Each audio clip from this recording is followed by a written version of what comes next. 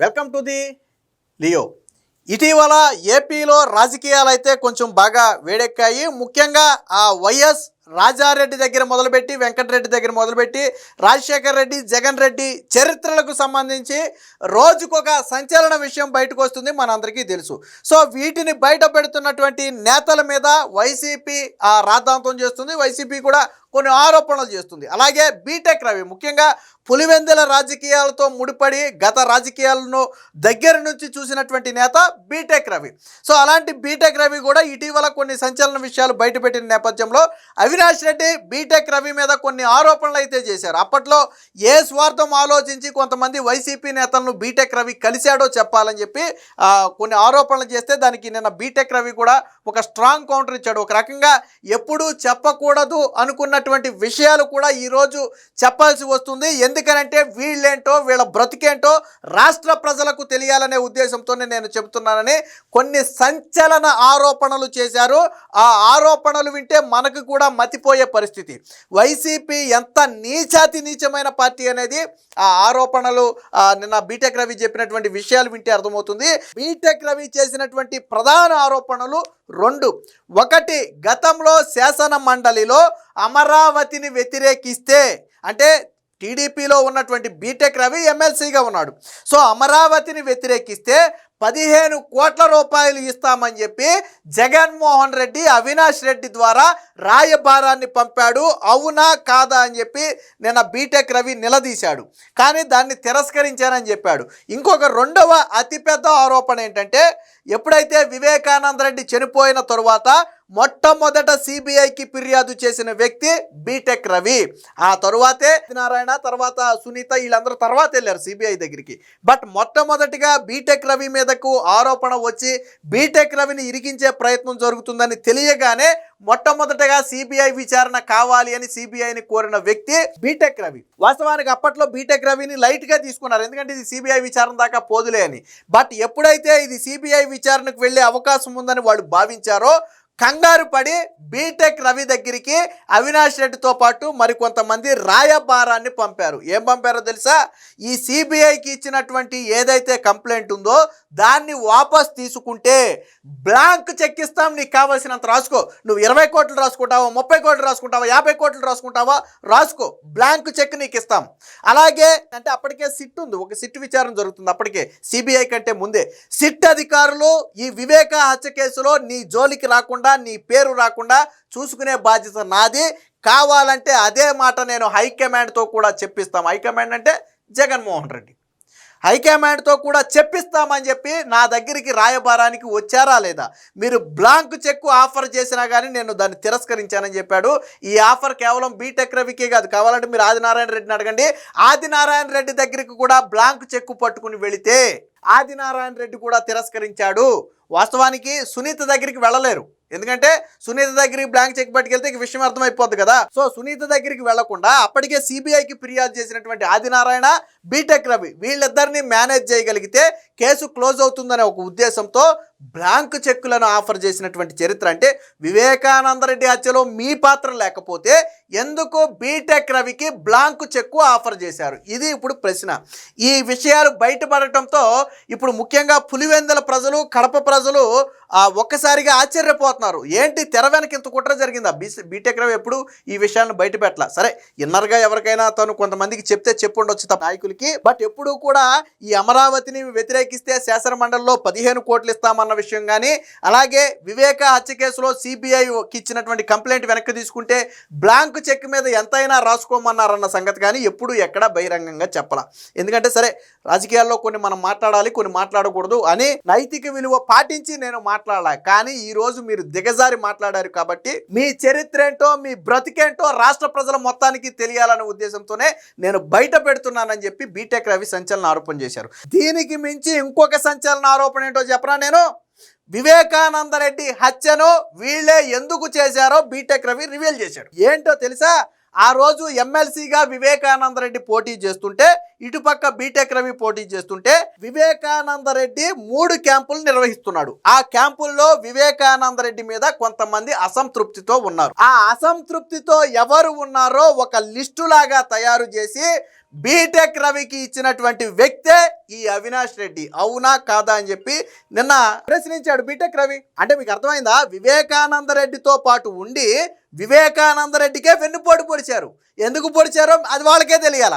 అంటే ఆ రోజు వివేకానంద రెడ్డి ఎమ్మెల్సీగా గెలవకూడదని బీటెక్ రవికి ఉప్పందించి అక్కడ ఎవరైతే అసంతృప్తులు ఉన్నారో వాళ్ళ లిస్టును అందించి బీటెక్ రవితో మీరు వాళ్ళను మచ్చిక చేసుకుని వాళ్ళను మీ వైపు లాక్కోండి, మీరు గెలుస్తారు అని చెప్పినటువంటి వ్యక్తే అవినాష్ రెడ్డి, శంకర్ రెడ్డి. అవునా కాదా చెప్పాలని చెప్పి నిన్న బీటెక్ రవి ప్రశ్నించాడు. ఈ విషయం ఎన్నికలు అయిపోయిన తర్వాత బీటెక్ రవితో వివేకానంద రెడ్డి మాట్లాడాడు. సరే, గెలిచిన తర్వాత నాకు మా వాళ్ళే వెన్నుపోటు పొడిచారు, నాకు తెలుసు.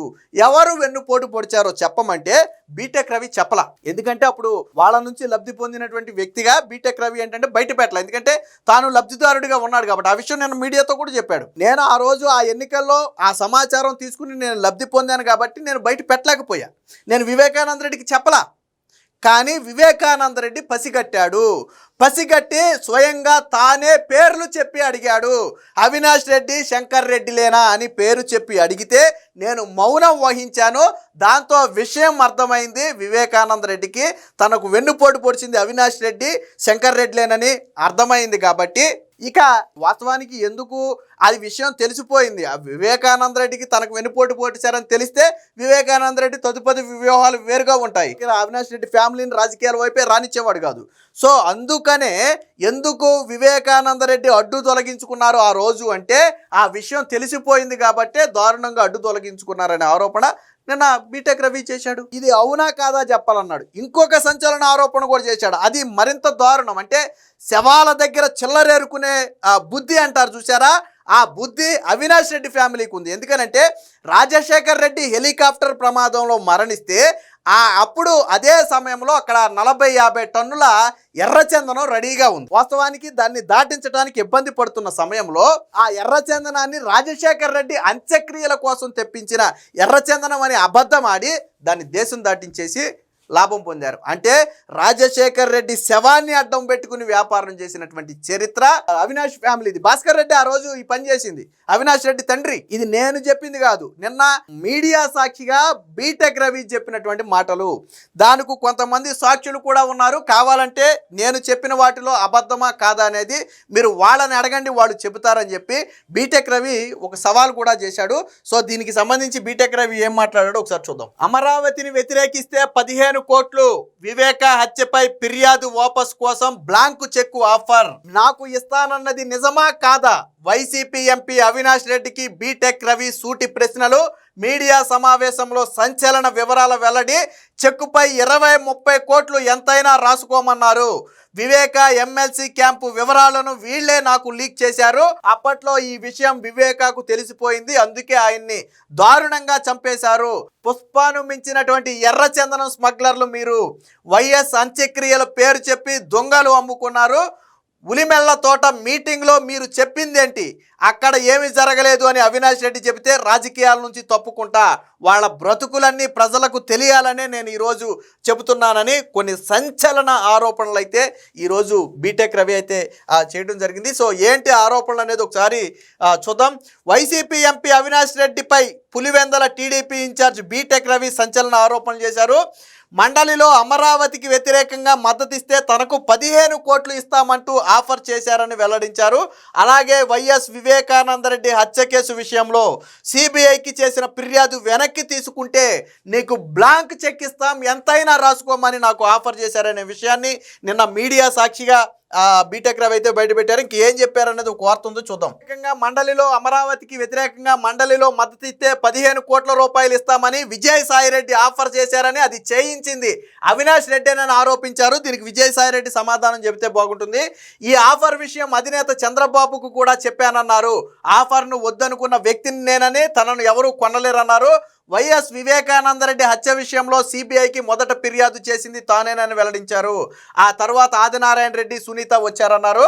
ఆ తర్వాత భయపడి తన వద్దకు, ఆదినారాయణ రెడ్డి వద్దకు అవినాష్ రెడ్డి మనుషులు బ్లాంక్ చెక్కులు ఇస్తాం, 20-30 కోట్లు ఎంతైనా రాసుకోండి, కేసు నుంచి విత్డ్రా కావాలి అని కోరారు. సిట్టు మీ జోలికి రాకుండా చూస్తాం, అధినాయకత్వంతోనే ఈ మాట చెప్పిస్తామని నాకు ఆఫర్ పెట్టారా లేదా అని ప్రశ్నించారు. ఈ ఆఫర్ నిజమా కాదా చెప్పాలని నిలదీశారు. తాను ఈ ఆఫర్ను తిరస్కరించానని వెల్లడించారు. తది తన క్యారెక్టర్ అని ప్రజలకు వీళ్ళ గురించి తెలియాలనే ఉద్దేశంతోనే వీళ్ళ బ్రతుకులు మొత్తాన్ని కూడా ఇప్పుడు బయట పెడుతున్నానని చెప్పారు.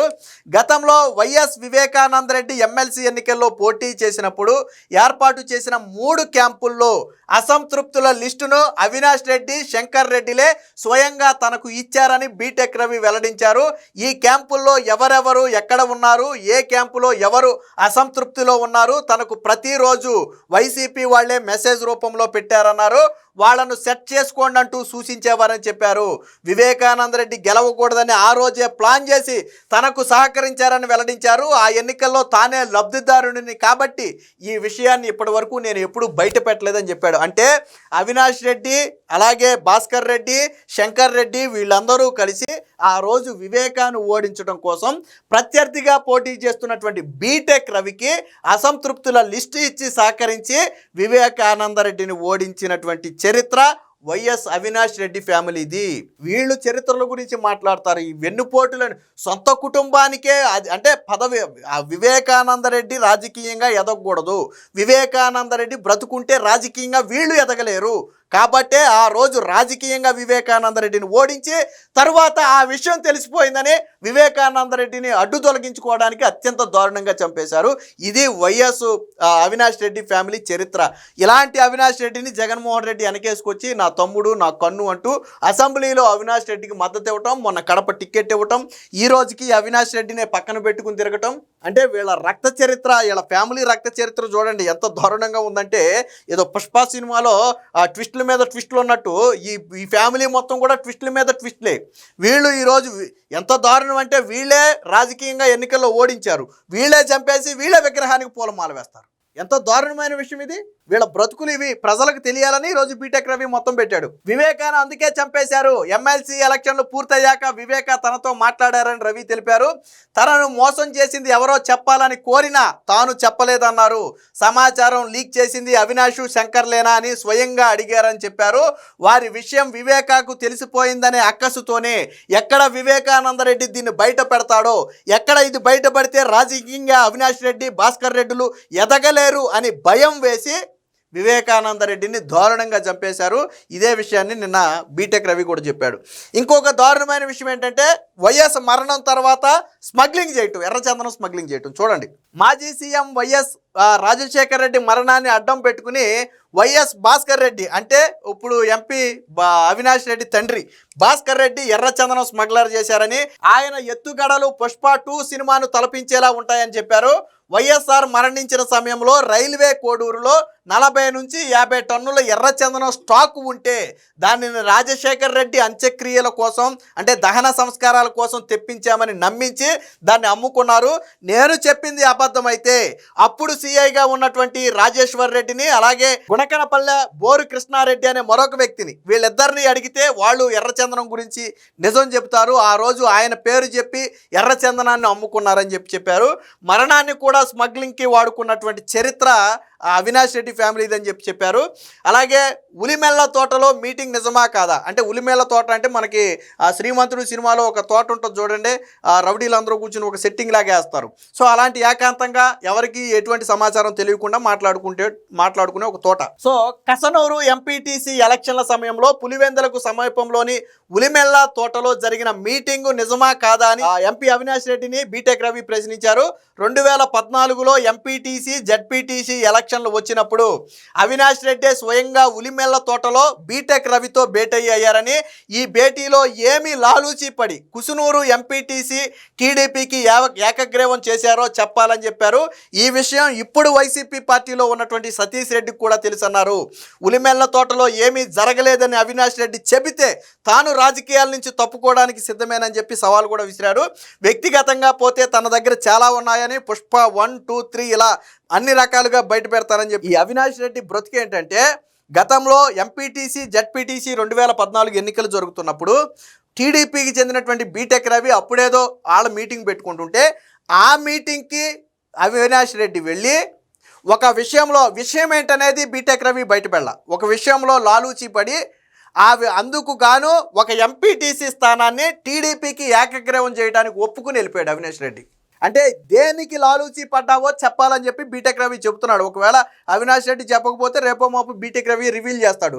అప్పుడు లాలూచి పడిన విషయం ఏంటి, టీడీపీకి ఎంపీటీసీని ఏకగ్రీవం చేయడానికి చేసుకున్న ఒప్పందం ఏంటి, ఏం అడిగి ఎంపీటీసీని ఏకగ్రీవం చేసడానికి ఒప్పుకున్నాడు అనేది రేపు బీటెక్ రవియే చెప్తాడు. అంటే వీళ్ళ చరిత్ర చూడండి ఎంత దారుణమైనటువంటి చరిత్ర అంటే, మీరు బాత్రూమ్ బాయ్స్ నేను అమ్ముడు పోను, తనకు బాలినేని శ్రీనివాస్ చాలా క్లోజ్ అని, ఎంపీ మిథున్ రెడ్డిని కూడా ఢిల్లీలో కలిసేవాడినని, విజయసాయి రెడ్డి మేడ రఘునాథ్ రెడ్డిని పులివెందుల్లోని వైఎస్ మధుని కూడా తనతో మాట్లాడుతుంటారని రవి వెల్లడించారు. వాస్తవానికి ఎందుకు చెప్పాడు అంటే అవినాష్ రెడ్డి చేసిన ఆరోపణ అదే, నువ్వు వైసీపీ నేతలతో ఎందుకు సమావేశమయ్యావో చెప్పు అని అడిగారు. సో ఆయన చెప్పాడు, నేనేం సమావేశం అవ్వాలా, వీళ్ళందరూ నా స్నేహితులు, నాతో ఎప్పుడు టచ్లోనే ఉంటారు, నేను ఓపెన్గానే చెప్తున్నాను కదా, ఇప్పుడు నాకు రాజకీయం వేరు స్నేహం వేరు, స్నేహం పరంగా వాళ్ళు ఎప్పుడైనా కనపడితే మాట్లాడతాను, అంతే తప్ప నేనేమి చేయను అని చెప్పాడు.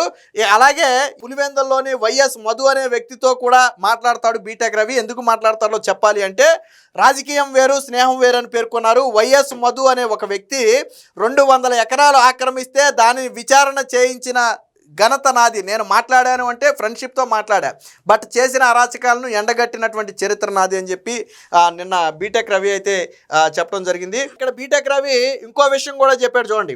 ఒకానొక సందర్భంలో భాస్కర్ రెడ్డి నేను మందు కొట్టే సమయంలో, భాస్కర్ రెడ్డి అంటే అవినాష్ రెడ్డి తండ్రి, ఇప్పుడు వివేక హత్య కేసులో ఉన్నటువంటి వ్యక్తి, భాస్కర్ రెడ్డి మాట్లాడుతూ పార్థసారథి ఒక రకంగా సాయం చేశాడని, ఈ ముసలోడు అంటే వివేకానంద రెడ్డిని ముసలోడు అని సంబోధించింది భాస్కర్ రెడ్డి, ఈ ముసలోడు ఎప్పుడు అడ్డుపడుతుంటాడని అన్నాడు.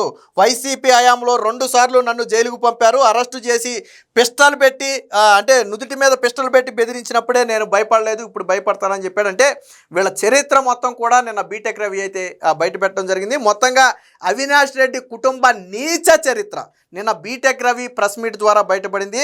ఆ రోజు వివేకానంద రెడ్డిని ఓడించడం దగ్గర మొదలుపెట్టి ఆయన్ని చంపటం వరకు, అలాగే వైఎస్ మరణంతో ఎర్రచందనం దొంగలు అమ్ముకుని సొమ్ము చేసుకున్నటువంటి చరిత్ర కావచ్చు, బీటెక్ రవిని అమ్ముడు పొమ్మని అడిగి బ్లాంక్ చెక్లో ఆఫర్ చేసినటువంటి చరిత్ర కావచ్చు, ఇదంతా కూడా వైఎస్ అవినాష్ రెడ్డి ఫ్యామిలీ చరిత్ర. ఏది ఏమైనా నిన్న బీటెక్ రవి చేసినటువంటి ఈ ఆరోపణలు అనేవి ఇప్పుడు రాష్ట్ర వ్యాప్తంగా కూడా పెను సంచలనంగా మారాయి. Please subscribe to Leo news for more videos.